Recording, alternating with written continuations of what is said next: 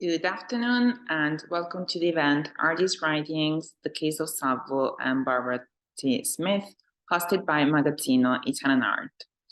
This event was produced with support from the Italian Council, a program dedicated to promoting Italian contemporary art in the world by the Directorate General for Contemporary Creativity of the Italian Ministry of Culture, which also supported the publication of IO SONO SALVO, Works and Writings 1961-2015.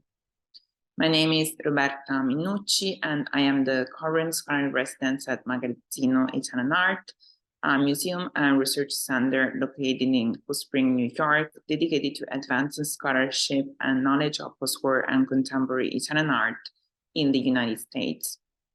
Magazzino is driven by a strong commitment to promote cultural dialogue between Italy and the United States, and this event represents a wonderful occasion to do so. I am thrilled to be hosting and moderating this conversation on artist writings between Lisa Andreani, curator, archivist, and member of the scientific committee at Archivio Salvo, and Pietro Rigolo, associate curator at the Getty Research Institute and co-editor of The Way to Be, a newly published memoir by artist Barbara T. Smith. Salvo was born in 1947 in Sicily and moved to Turin at a young age. After a first period characterized by a conceptual approach to artistic practice, he began as early as 1973 a decade-long exploration of painting, which was at once profoundly original and reminiscent of the legacy of tradition.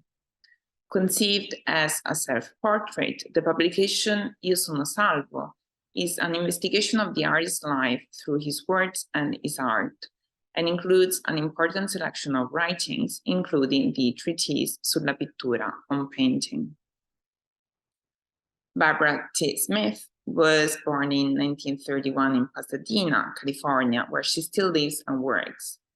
As an artist, she explored a wide range of media, pushing the boundaries of performance and feminist art, through which she investigated physical and spiritual concerns related to human nature. Her memoir was published on the occasion of the exhibition at the Getty Research Center entitled Barbara T. Smith, The Way to Be, an exhibition that surveys the artist's career over 5 decades and that will be on view until July 16th. At a first glance, these two artists seem to have little or nothing in common for evident geographic, artistic, and gender-related factors. A common ground could be found in the self-determination that both artists showed in pursuing their artistic research with complete devotion and the awareness of being ahead of their times. The challenge to find similarities and overlapping between the artistic path of Salvo and Smith can be taken up in the Q&A session that will follow the talk, but I believe has little relevance to this conversation.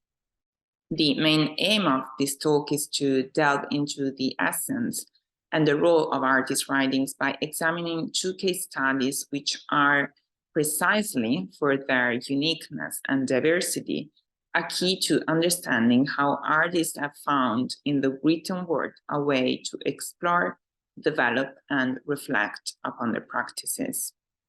I would like to borrow the words written by Christine Stiles in the book Theories and Documents of Contemporary Art, a source book of artist writings, to introduce the theme of this conversation, words that I found particularly appropriate to introduce today's event. I quote, "Artist theories and statements are a part of the material evidence and conceptual apparatus of their work, and must be understood as an integral component of art historical and critical theory. Artist texts provide access to the reconstruction of culture-specific visual and textual discourses, especially where other kinds of corroborative information are absent.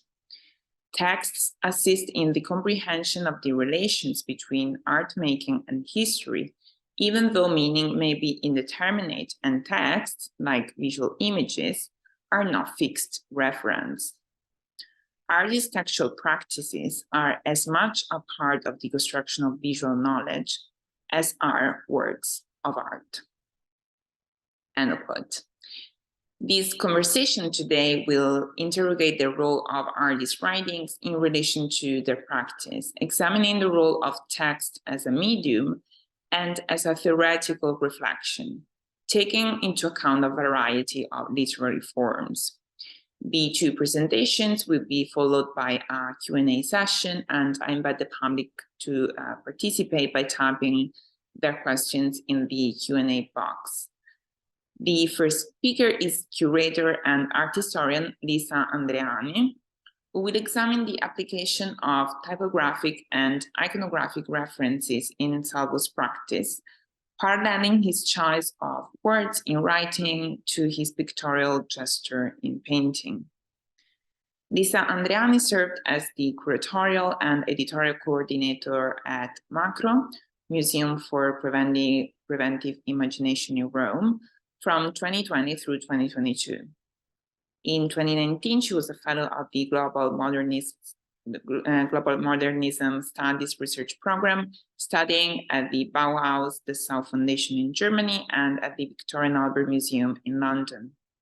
In the same year, she coordinated the production of Romanistan, a film by Luca Vitone, and co-founded Replica, a curatorial and artistic project investigating artist books. She has collaborated with various institutions and publishers, including Fondazione Arnaldo Pomodoro in Milan, Fondation Carmignac in Paris, Porquerolles, Humboldt Books in Milan, Moose Magazine and Publishing, Milan, and NERO Editions in Rome.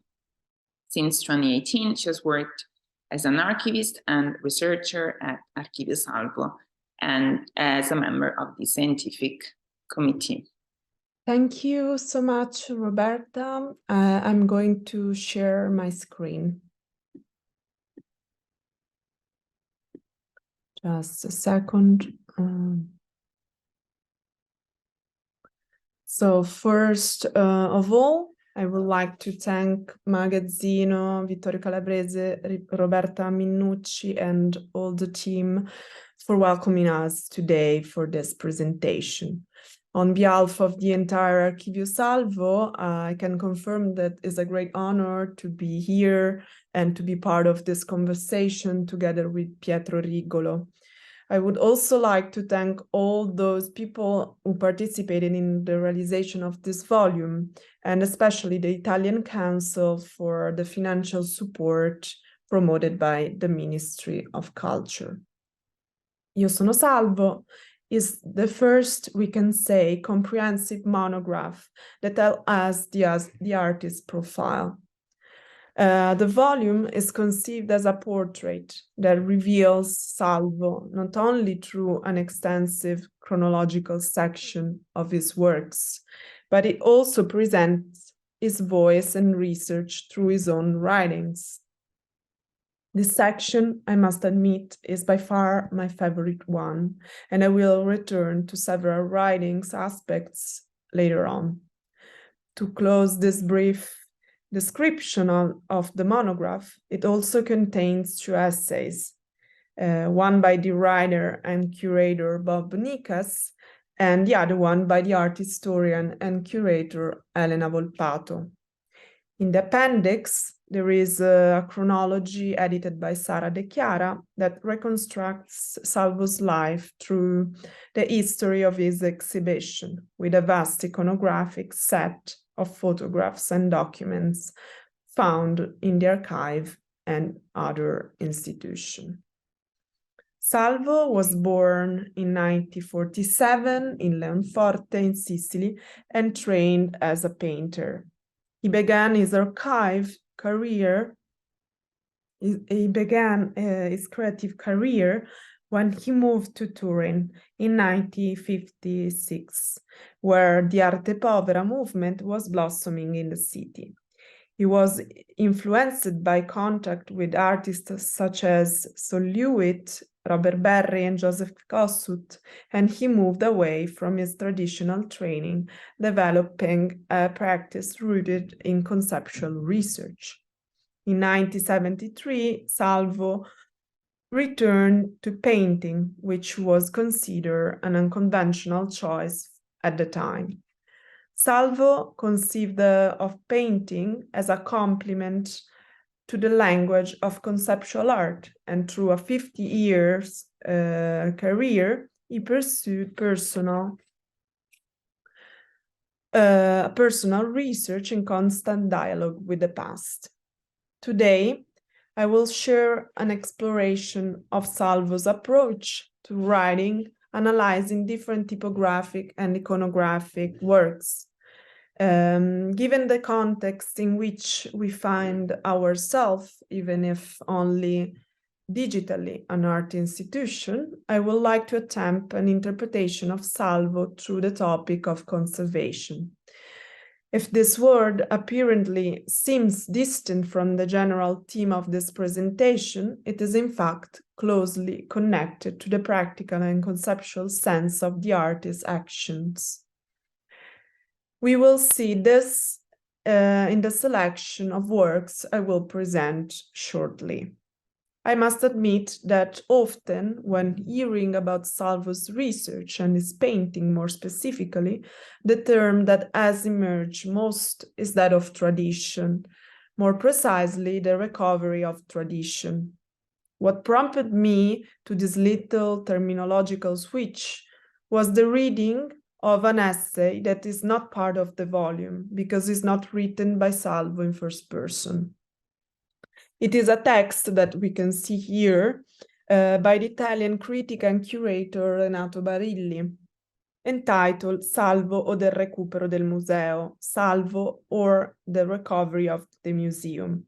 The recovery of the past in this text appears as a rebellious gesture that demonstrates a desire to not add more images to the enormous repertoire surrounding us daily.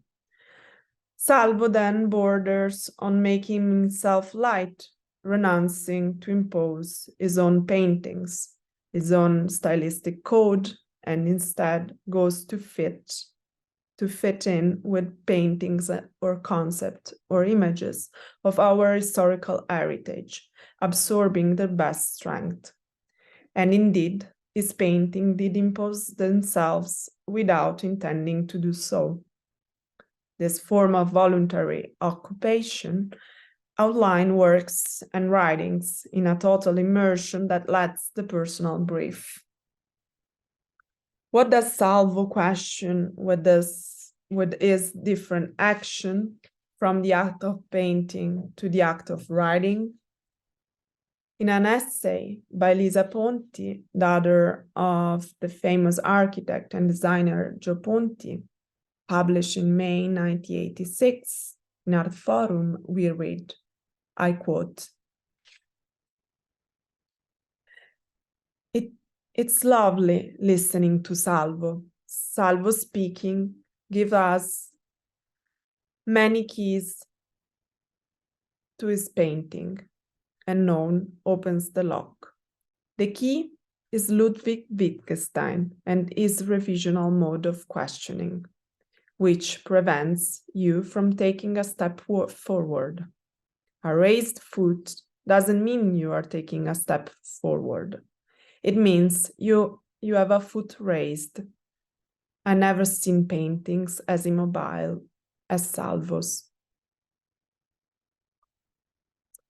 The reference to Wittgenstein absolutely calls into question one of Salvo's main and best-known texts, De la Pittura, a self-questioning statement on the role of painting and the artist. Published in 3 languages, Italian, English, and German by Paul Mentz and Gerd de Vries in 1986, and soon after in Spanish by Galerie Temple and Pretextos in 1989, the treatise collects Salvo's thoughts on painting and art in 238 short paragraphs. As suggested by the subtitle, in the style of Wittgenstein, the method taken up is that of the axiomatic proposition and the rhetorical questioning used by the Austrian philosopher in his Tractatus. I quote, "The imaginary museum, a personal criterion, the real museum, a more institutionalized criterion. But don't museums also have works in storage? Are the exhibited works always those? Isn't there an alternation between the exhibited works and the works in storage? But then, the works that are the foundation of our judgment, could they go in storage and cease to help us in our judging? Yes, but with discretion. I don't expect a reversal of the judgment of Leonardo in my lifetime, but a reversal of the judgment of our contemporary X, yes. If for almost 3,000 years, by common opinion, Homer or whoever is a great poet, well then, neither a day nor a century will be enough to destroy this judgment." His research into self-portraits is another aspect to speak about conservation. I quote, "If I am influenced by the painting of another age, it's like the Cheshire Cat's smile in Alice. The smile remains when the cat is gone. In other words, I might be influenced by Rubens, but I certainly wouldn't want to paint like Rubens. Sure enough, like De Cuni, who wrote this quote, Salvo never meant to paint like Raphael when he realized autoritratto come Raffaello, self-portrait as Raphael, a photograph where the artist looks like Raphael. His face in the image is simply found starting from one of the most famous masters of the Renaissance in a state of immersion beginning at the end of his neck. He is more than present of a reminiscent act, and this also happens in other media, writing and painting. In 1970, in fact, his first solo show at Sperone Gallery,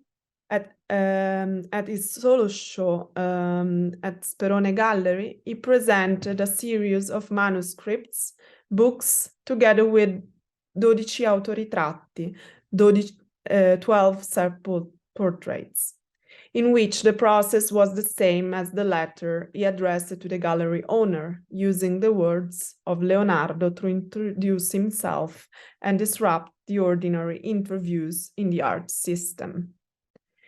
In a 1960 issue of Data, Werner Lippert, writing about Salvo, said, "The relationship with one's own history is necessarily a matter of self-consciousness or self-understanding." In 12 autoritratti, literally and metaphorically, Salvo puts his face to test, a face that he himself cuts out and glues on figures engaged in common work, the real workers who have carried on stories, economies, and nations. At the same time, he does not fail to sneak into the images of history close to him, the Vietnam War rather than the American Black Panthers. Risk and awareness are the first lessons he wants to convey. Here we can see one marble stone with the inscription Viva l'Italia. And here again, another marble stone with the inscription Simile non identico. This is the letter to Gianenzo Sperone, presenting himself as Leonardo that we just talked about. And this is one of the many different manuscripts, part of the series of works, Salvo nel Paese delle Meraviglie, Salvo in the Wonderland. This is another manuscript. Between 1969 and 1971, the investigation of Salvo's writing not only released it on tombstones, but he also exposes himself on paper. Once he retrieved notebook and pen, the artist engaged in hours and hours of transcription of texts, novels, and writings that were fundamental to him. Salvo becomes the protagonist thanks to the substitution of his name with that of the main characters and the author of a new and old manuscript. Feelings do not arise so much from the contents, but from the writing process, from the weariness of the end, from the almost school-like way of learning. The statuariness of the reborn masters and writers move in parallel with a downsizing of the contemporary artists who moved by conceptualizing intention, tries to establish good practices. Other manuscripts were realized by Salvo, such as the Gospel of Mark, where he is Jesus Christ. Salvo again becomes a figure in transit. Here we can see other books made by Salvo. I mean, these were personal books where he drawn the cover. His relationship with identity, the artist's role, and the conservation of it could be described as almost a performative process. In 1970, Salvo was invited together with Alighiero Boetti to take part in Action Raum, a project founded in Munich the previous year by Alfred Gulden, writer and director, Eva Maldelung, patron, and Peter Nemcek, artist and photographer, with the intention of looking beyond the paradigms of the market and institutions. The space dedicated to young artists proposed a critique of society and an active commitment. On this occasion, Salvo proposed a blessing of the city, a solemn act of greeting and wish, the invocation of protection. The blessing in Munich did not take place because of some problems along the way. Nevertheless, blessings were offered in other cities such as Lucerne. With regard to Action Raum, the intention here is to share a letter that Salvo later wrote to Eva Maldelung. Dear Eva Maldelung, I'm really sorry I couldn't come to bless Monaco. However, I wanted to talk to you about this fact. As agreed, you would have paid for the trip and expenses of the stay. I didn't even arrive in Munich. However, I made a large part of the trip, which involved many expenses that I wanted to submit to you. Turin, Rufstein, Turin, accompanied by an Austrian policeman to the Brenner Pass, 100 Deutschmark. The fine paid at the border, 200 Deutschmark. Interpreters' expenses, 40 Deutschmark. Marijuana for the value of 40 Deutschmarks, for a total of 380 Deutschmarks. I would be grateful if you could return this money to me. I would also remind you that you have one of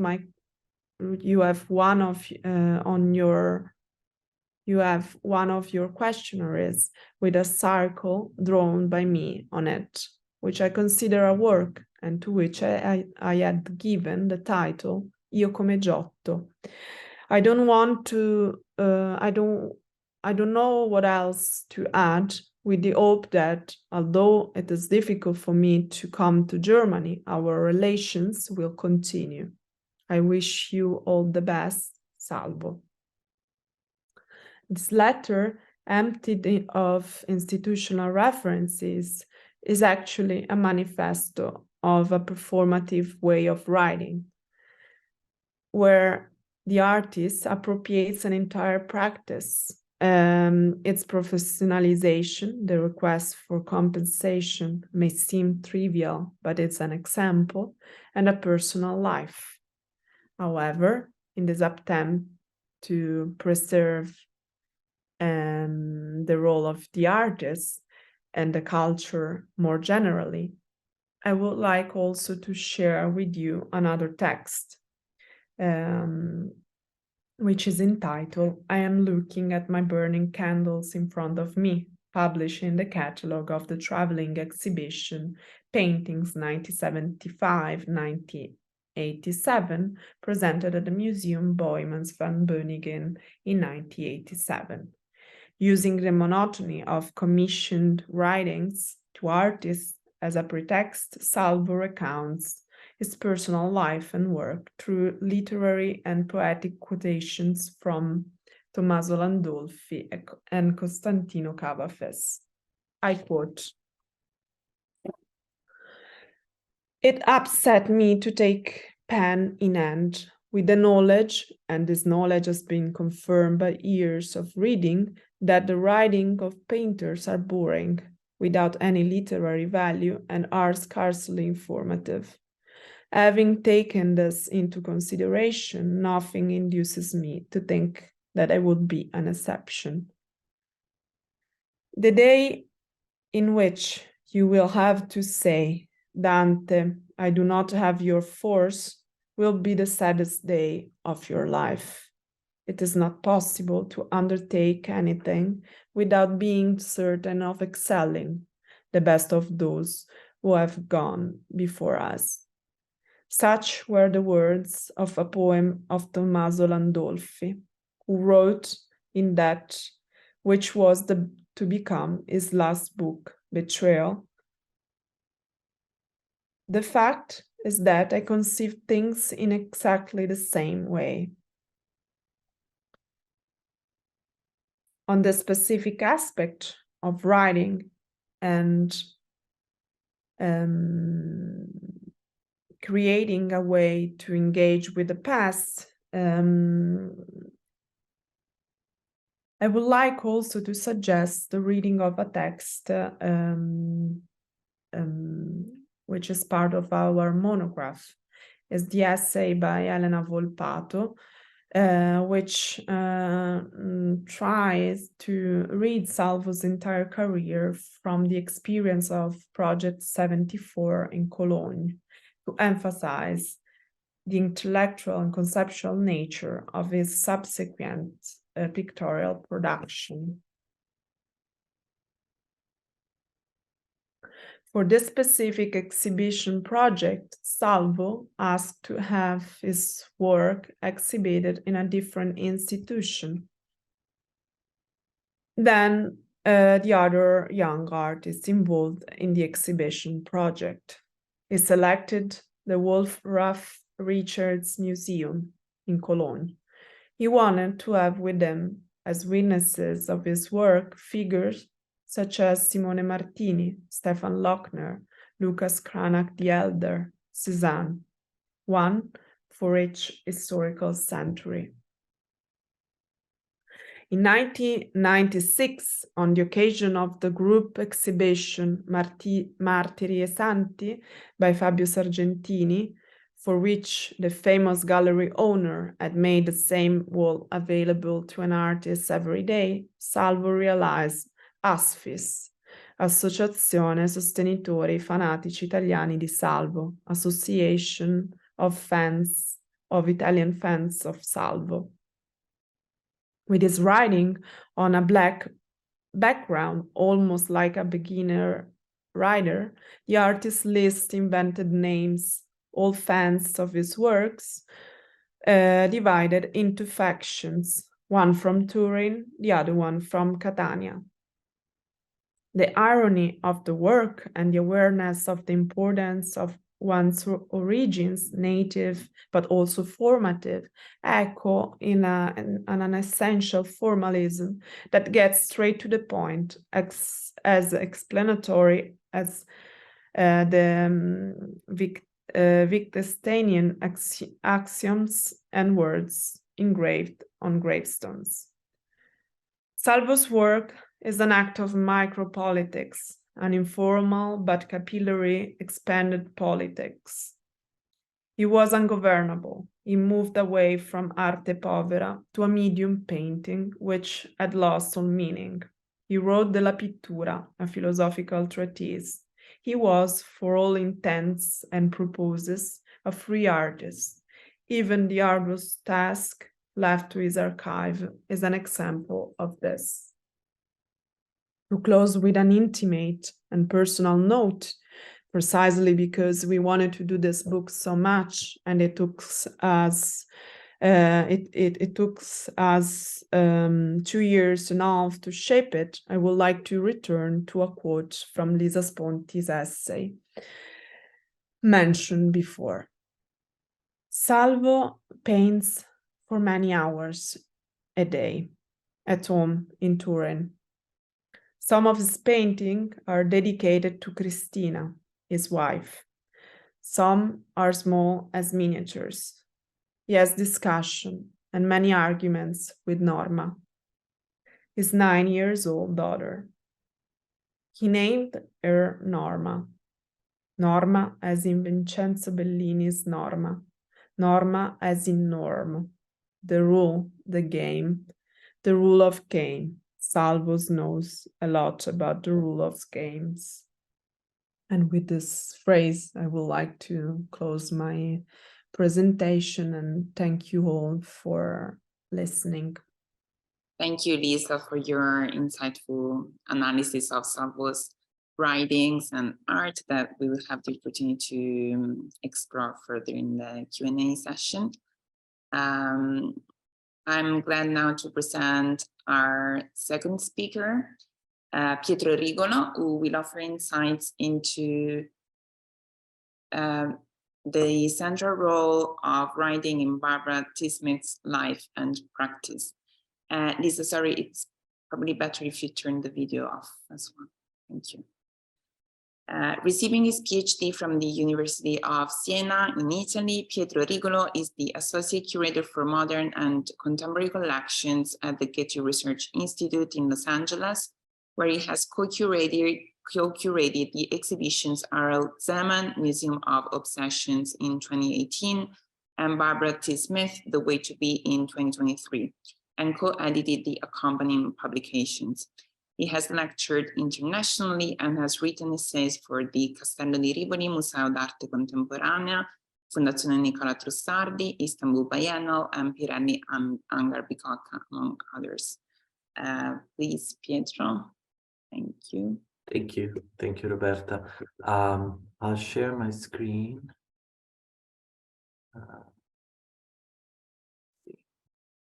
Here it is. Okay.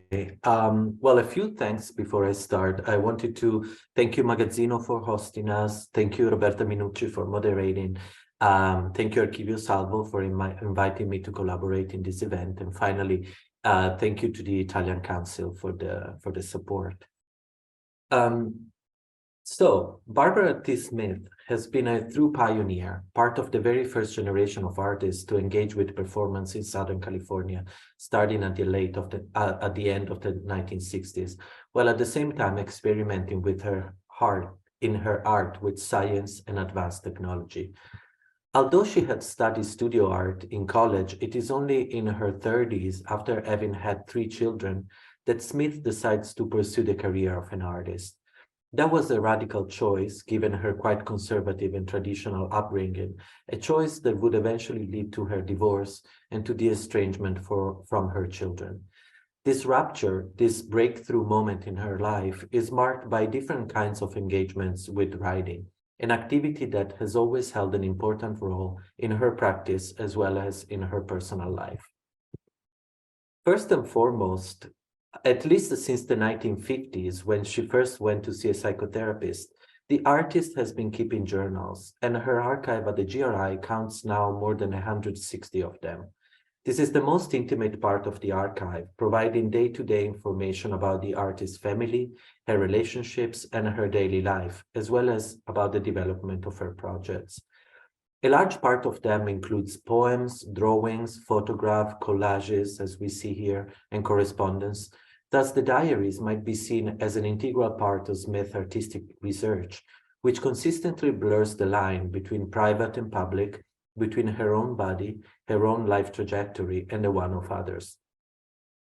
At the same time, since the early 1960s, seeking more exposure to contemporary art, Smith started volunteering in the prints and drawing department and becomes a docent at the Pasadena Art Museum, at that time arguably one of the most avant-garde institutions in the country, particularly with the arrival of Walter Hopes in 1962. There she is in charge of the museum press releases. These texts sometimes offer interesting insight on what the artist was looking at and on what might have triggered the development of some of her early pieces. In a text about the Antonita Pies retrospective there in 1963, for example, she reflects on the negative space in compositions of the Catalan painter and on the fact that he often produces nearly monochromatic works with no light from within. A passage that made me think about her revolutionary black glass paintings of 1965, which are black monochromes with a minimal painted intervention and framed in a way that turned them into black mirrors. In recent years, Smith has talked about Jackson Pollock as a big influence behind this corpus of works, and it is interesting to see how Tapies might constitute another possible point of reference here. Starting at least from 1964, Smith also starts writing reviews of local shows for a newly established magazine, Art Forum, which would move from San Francisco down to Los Angeles in the following year. I doubt she was given the choice to select what to review, and her reviews for Art Forum are sometimes negative and castigating, and revealing of an early attention to the way women are depicted in art and in visual culture at large, a topic which she will later explore in her performance work. In reviewing an exhibition by Julian Ritter, for example, she writes, I quote, "There really are no girls like his creations, with better than Renoir flesh, tousled hair, pink nipples, seductive lips, and passively vacant stares. To touch these girls would be to make them vanish. They are without substance, but to believe in them is to make all men clowns, and this he does," unquote. Her engagement with local art press will remain constant throughout the 1970s and the early 1980s, contributing to Laika Journal, the magazine of the Los Angeles Institute of Contemporary Art, to Art Week, to Woman's Space Journal, the magazine of the Woman's Building Art Gallery, and to High Performance, among others. Being a more established and recognized artist at that point, Smith seems to focus more and more on writing about many of her peers, with whom she sometimes collaborates and shows together, such as Judy Chicago, Miriam Shapiro, Faith Wilding, Paul McCarthy, Chris Burden, Rachel Rosenthal, just to name a few. Reviewing an important feminist group show at Woman's Space in 1973 called The Female Sexuality / Female Identity, for example, Smith writes about Judy Chicago's Let It All Hang Out, quote, "If one concentrates on the painting, one can be mesmerized. The circles move and go in and out optically to a diffusion of consciousness. This seems to be a most ecstatic, orgasmic image, more expressive than any work I've seen of hers. This seems the best visual put forth that says what Judy says she says, all at once sensitive yet assertive," unquote. Beyond Smith's engagement in writing about other artists, it is also interesting to trace the use of writing in her own practice. Smith is widely acknowledged as one of the very first artists in the world to have produced artwork with the Xerox machine, starting in 1966.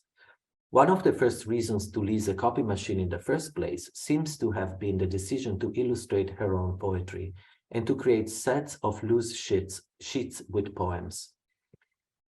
Here I am showing an example of preparatory material for a single poem called Birth. We can follow the composition of the sheet and the creative process in Barbara's dining room, where she had placed the Xerox machine, probably starting with this pencil sketch of a hand holding or maybe pulling a baby. And this poem I will read, quote, "That ancient, distant memory feeling of distortion, extension without limit, terror and dread at our absolute vulnerability, the need for feeling, sensuality, excitement to know we are at all. Birth becomes confinement exploded, our first instant of madness, utter fragmentation that cries for definition. Creatures and monsters are on every side until we know they care," unquote. From here, we can see how the initial sketch is developed further, how consideration about color of the paper to use come into play, as well as first attempts at placing the text, which then becomes more and more complex with the overlaying of different fonts and sizes and color, until some somewhat final decisions are taken in terms of color and composition, and we reach the final version here. Immediately after the poetry sets, Smith went on to produce a series of about 35 unique Xerox artist books called Coffin, in which we can see the same techniques adopted in the poetry sets, working with family pictures, writing directly on the plate, photocopying toys and little objects, modifying nude portraits of herself that she commissioned to friends, and carried out erotically charged actions on top of the machine. But the text here virtually disappears. Starting from the early 1970s onward, text has often been part of installations presenting her performances, allowing the artist to convey intimate, often one-on-one experiences that would be lost otherwise. Smith believes performances are one-off transformational experiences that happen in a specific space and time. She has never been interested in restaging past pieces, and her strategy of presentation has been to work on constellations of documents, images, and objects that communicate the piece otherwise. Text is therefore key in the presentation of her early performances, in the form of notes, diary entries, contracts she signed with collaborators, etc. Pieces like The Way to Be of 1972, for which she traveled for a week wearing a white chef uniform and with a makeup with half of her face white and the other half red, and not talking with anybody, or Intimations of Immortality of 1974, in which for 3 weeks she exchanged places with a group of women spending their days in the park, asking them to stay inside the art gallery instead, are first and foremost the spiritual and psychological experiments the artist performs on herself, and therefore writing becomes the most direct way to share an experience that would remain impossible to be shared otherwise.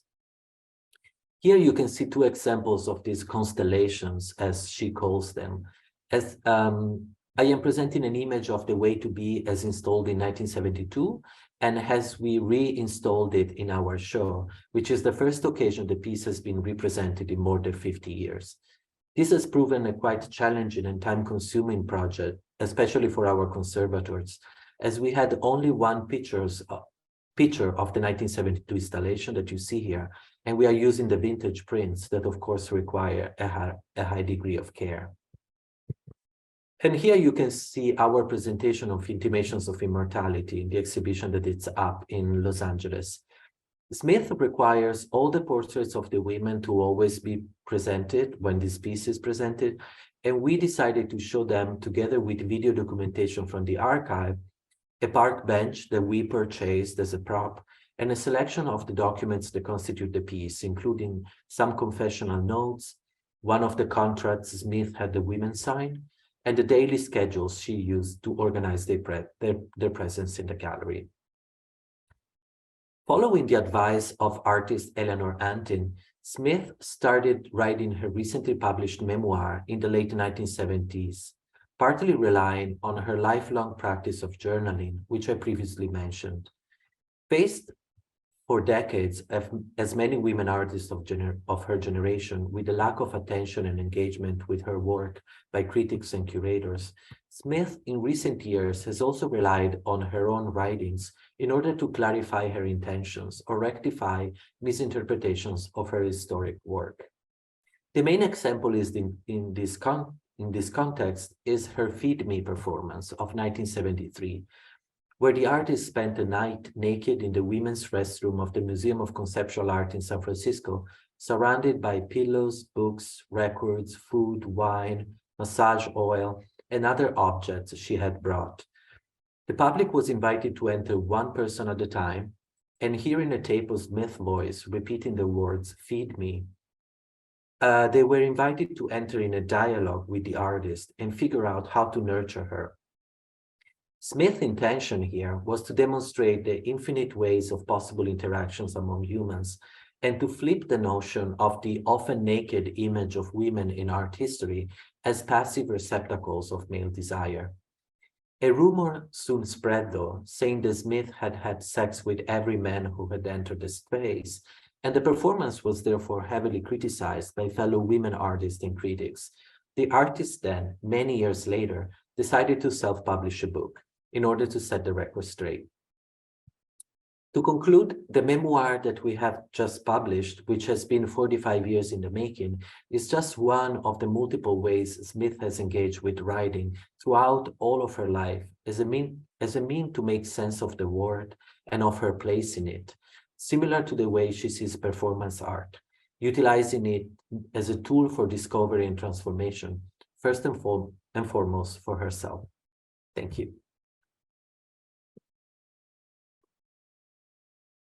Thank you, Pietro, for this very fascinating presentation of Smith practice and writing. I would like to invite the public to take part in the Q&A session by writing their questions in the Q&A box that you can see on your screen, and I will read aloud the questions to the speakers. In the meantime, I can start with first question. It was really interesting to see how both Salvo and Smith explored personal and artistic identities through writing.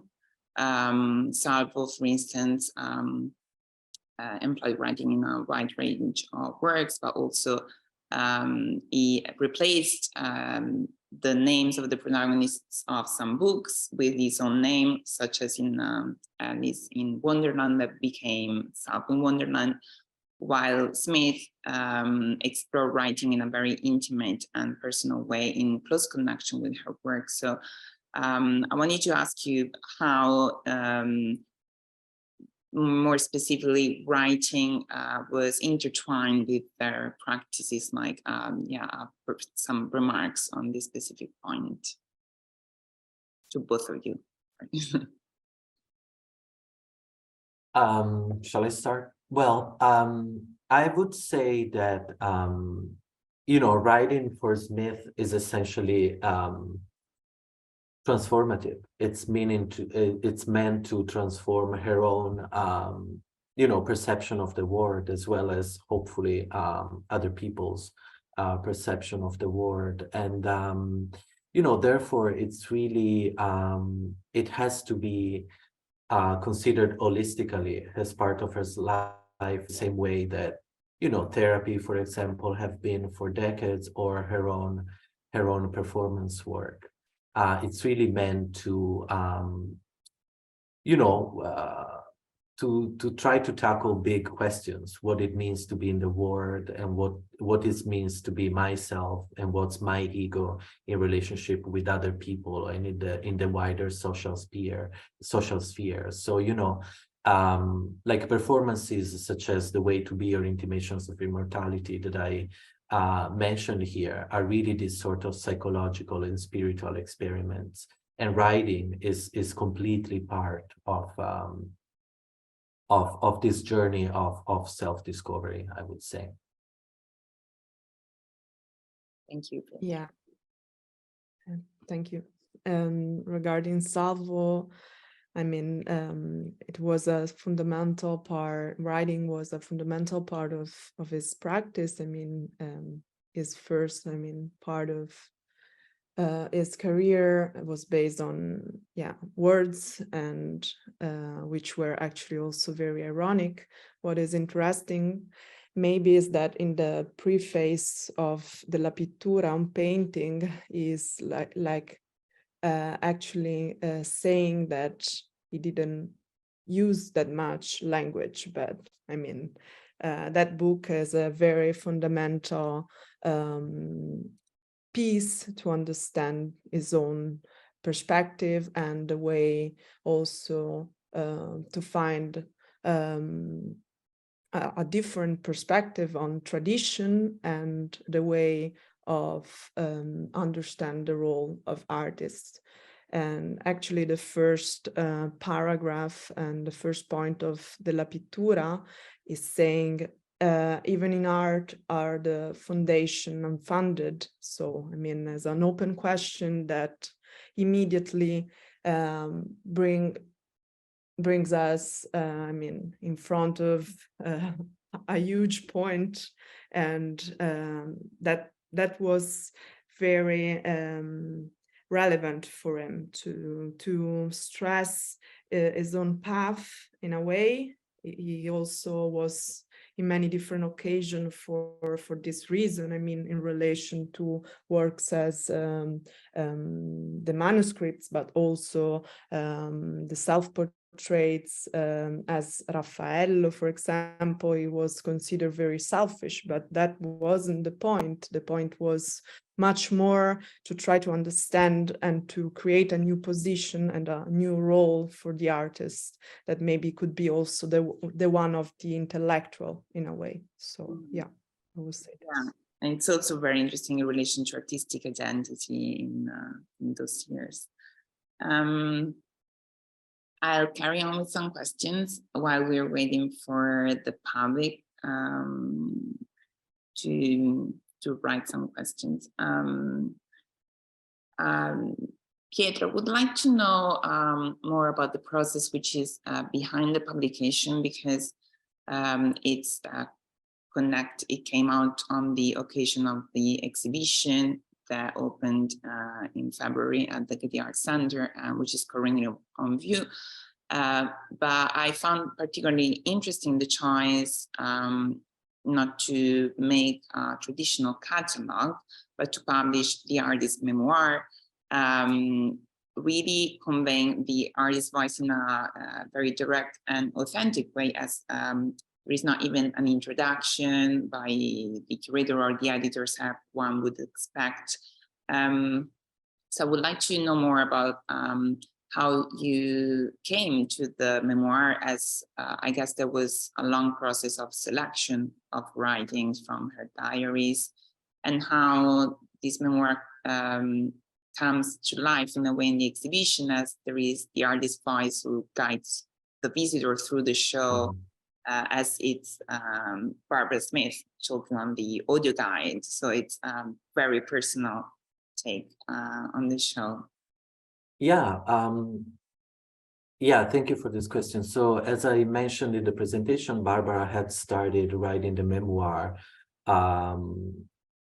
and pulling text from the journals back in 1978. So it's been a lifelong endeavor. And in the archive that we acquired about 10 years ago, we have different drafts of the memoir at different stages. So we knew that was really like a major project for her.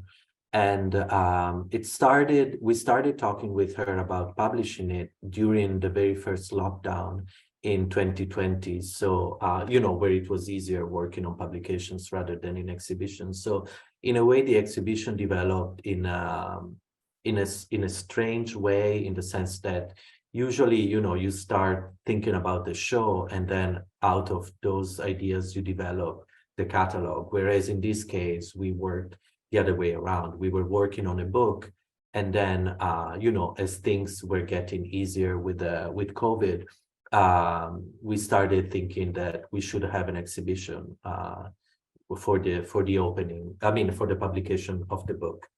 And so out of that, we decided to experiment with this idea of an autobiographical exhibition, meaning that the exhibition mirrors the same chronology of the memoir, so the first 50 years of her life, so ending in 1981. But also we decided to play and experiment with this idea of having the whole show in first person. So all the wall text, all the labels are all told by her with excerpts pulled from the book, as well as the audio guide we produced is all with her voice, with sound bites from all our oral history that we have been conducting with her in 2022. So, and I think that works very well in this case, since, you know, her life and art really mirrors each other, particularly in this first 50 years of her life.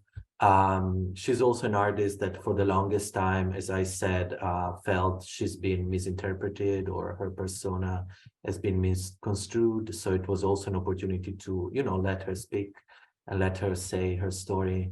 And it all worked very well, because while we started going in this trajectory, we learned that another institution here in Los Angeles, the Institute of Contemporary Art, with whom we had collaborated in the past, they're also having a Smith retrospective in the fall, and they are publishing a catalog. So, you know, it's very nice that in the same year, we will have these kind of twin publications, the memoir and a catalog with original essays. So it all worked out very, very well. There will be two complementary tools, probably for your work. And we have a question from the audience. What is the relation between format, rules, and voice? Would be helpful to know more details about if this is referred to Smith or Salvo or to both, I guess.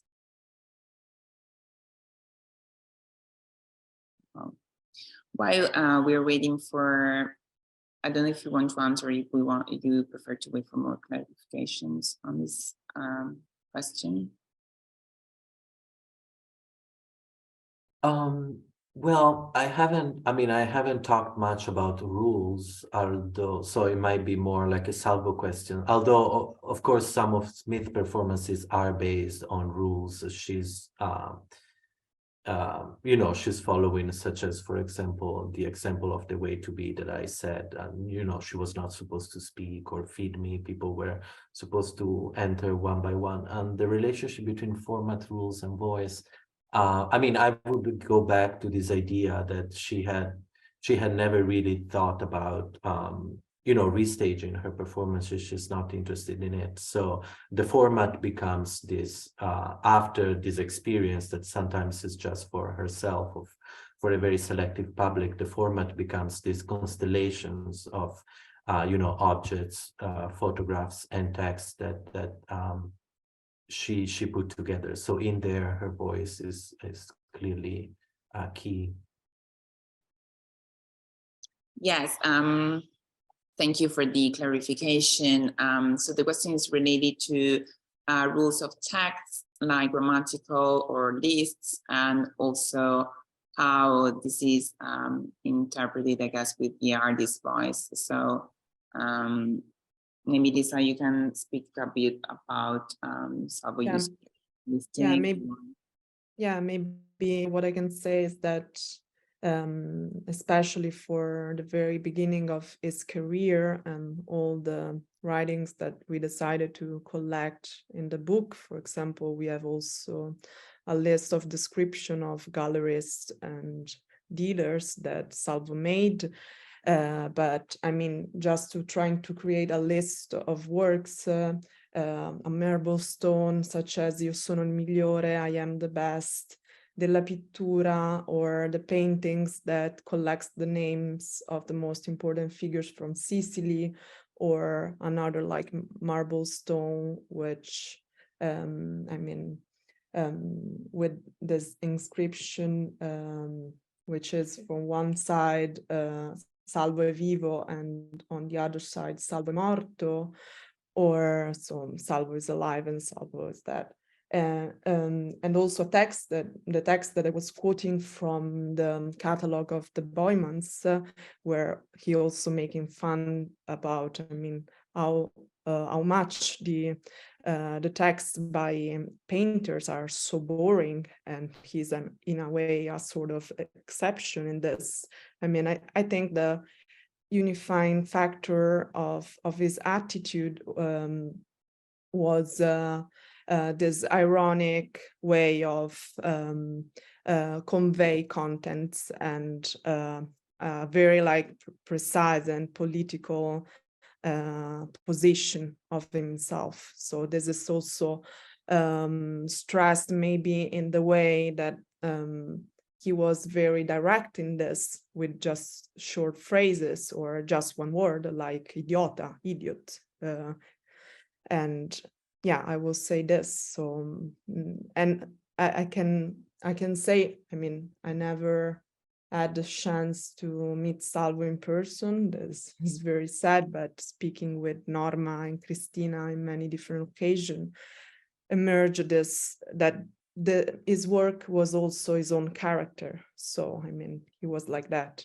And I mean, yeah, and he is also characterized by a great sense of irony. We know yeah, something that comes out in his works. Yeah. Well, thank you. I think if we don't have other questions, we can conclude here. Thank you so much for your presentations. It was a really fascinating conversation, and thank you for taking the time to talk about these fantastic artists. Thank you. Thank you.